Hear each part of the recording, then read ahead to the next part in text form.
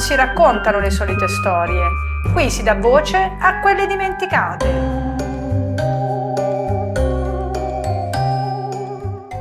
E se ti dicessi che è esistita una città dove decine di persone iniziarono a ballare senza riuscire più a fermarsi?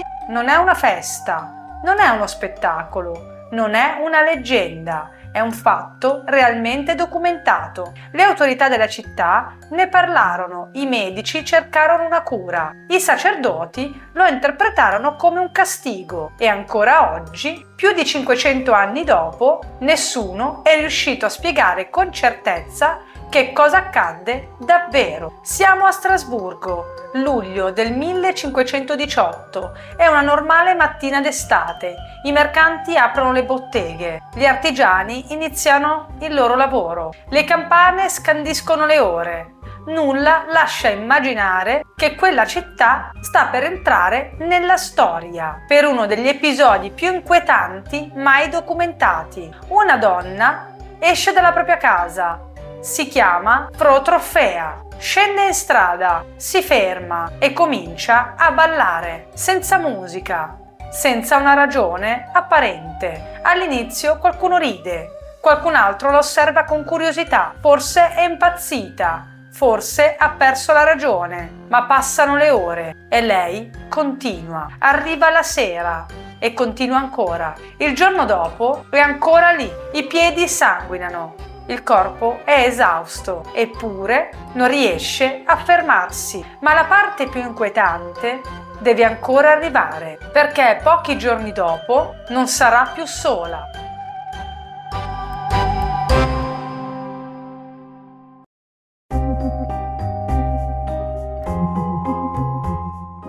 Le cronache ricordano quella donna con il nome di Protrofea. Di lei sappiamo pochissimo, non conosciamo la sua età, non sappiamo quale fosse la sua vita, non sappiamo nemmeno perché iniziò a ballare. Sappiamo soltanto una cosa, che quel giorno qualcosa cambiò. I suoi movimenti non avevano nulla di una danza.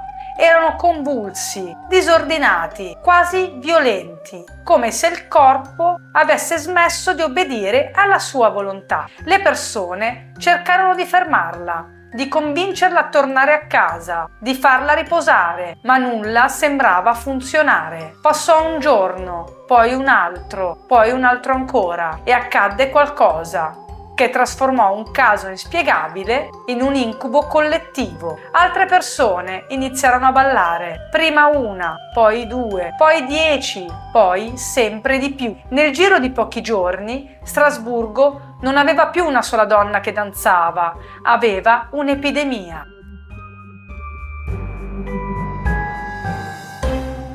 Per comprendere ciò che stava accadendo, bisogna immaginare la Strasburgo del Cinquecento, una città del Sacro Romano Impero, circondata da mura, attraversata da vicoli stretti, profondamente religiosa. Gli anni precedenti erano stati durissimi, carestie, raccolti scarsi, malattie, povertà. Molte persone vivevano ogni giorno con la paura di perdere tutto. In un mondo simile, ogni evento inspiegabile veniva interpretato come un segno, un castigo, un avvertimento. Così, mentre Protrofea continuava a ballare, altri iniziarono a fare lo stesso. Le cronache parlano di decine di persone, alcune fonti addirittura di centinaia. Sul numero esatto gli storici non sono d'accordo, ma su un punto sì, il fenomeno si diffuse davvero. Le strade cambiarono volto, c'erano persone che ballavano fino allo sfinimento, piangevano, imploravano aiuto, cercavano di fermarsi, ma sembravano incapaci di controllare il proprio corpo. Quella non era una festa, era una prigione e ogni nuovo danzatore alimentava la paura, perché nessuno sapeva chi sarebbe stato il prossimo.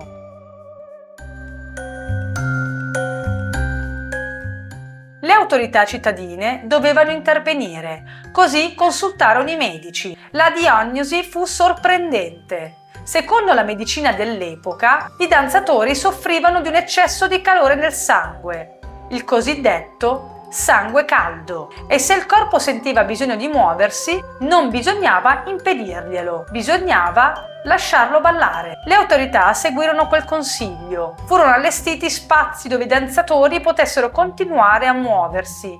Vennero chiamati musicisti, persino persone incaricate di sostenere i danzatori per evitare che cadessero. Oggi quella decisione sembra assurda, ma allora appariva perfettamente razionale. Pensavano che continuando a ballare il male si sarebbe consumato da solo. Accadde invece il contrario. La musica sembrò alimentare il fenomeno. Sempre più persone si unirono alla danza. Quella che doveva essere una cura stava trasformando il problema in qualcosa di ancora più grande. A quel punto le autorità capirono di aver sbagliato. La musica venne proibita, i musicisti furono allontanati, i luoghi destinati alla danza vennero chiusi, ma il mistero era tutt'altro che risolto. Quando la medicina non riuscì a dare una risposta, la città tornò a cercarla nella fede. Molti abitanti erano convinti che quella non fosse una malattia, era una punizione, un castigo inviato da San Vito. Oggi può sembrare strano, ma nel Medioevo e nel Rinascimento i santi non erano considerati soltanto protettori, potevano anche punire, e da secoli San Vito era associato a movimenti incontrollabili. Si raccontava che chi avesse provocato la sua ira sarebbe stato costretto a danzare, senza riuscire a fermarsi. Per gli abitanti di Strasburgo, quella spiegazione aveva perfettamente senso. Se il santo aveva mandato il male, solo il santo poteva toglierlo. Le autorità decisero allora di portare i danzatori in un santuario dedicato proprio a San Vito, non in un ospedale, ma in un luogo sacro. Lì furono celebrate messe, vennero recitate preghiere, le scarpe dei danzatori furono benedette. Ogni gesto aveva un solo obiettivo: spezzare la maledizione, e lentamente qualcosa cambiò. Con il passare delle settimane, la danza iniziò a diminuire, fino a scomparire, ma nessuno seppe mai spiegare perché.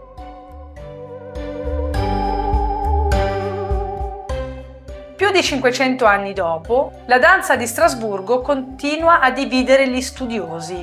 Una delle teorie più famose chiama in causa un fungo, l'ergot, un parassita della segale, capace di provocare gravi avvelenamenti, convulsioni, allucinazioni, dolori intensi. Per questo qualcuno ha ipotizzato che gli abitanti di Strasburgo avessero mangiato pane contaminato. È una teoria affascinante, ma presenta un problema. L'ergotismo provoca spasmi violenti, non permette di danzare per giorni interi. Per questo oggi molti storici la ritengono poco convincente. L'ipotesi più accettata parla invece di un fenomeno psicologico collettivo, una popolazione stremata, affamata, terrorizzata, convinta che San Vito potesse punire gli uomini.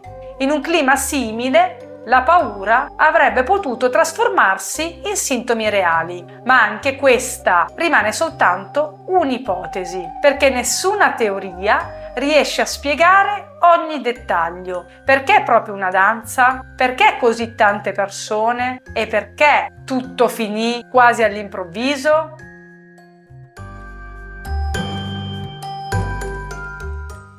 Nell'autunno del 1518 la danza cessò, così come era iniziata. Da quel giorno nessuno vide più un'intera città ballare fino allo sfinimento. Le strade di Strasburgo tornarono silenziose, ma il mistero rimase, perché dopo più di 500 anni continuiamo ancora a chiederci che cosa costrinse davvero quegli uomini e quelle donne a danzare. Forse una malattia, forse la paura, forse qualcosa che la storia non è mai riuscita a spiegare. Ed è proprio questo che rende la danza di Strasburgo uno dei misteri più inquietanti mai raccontati.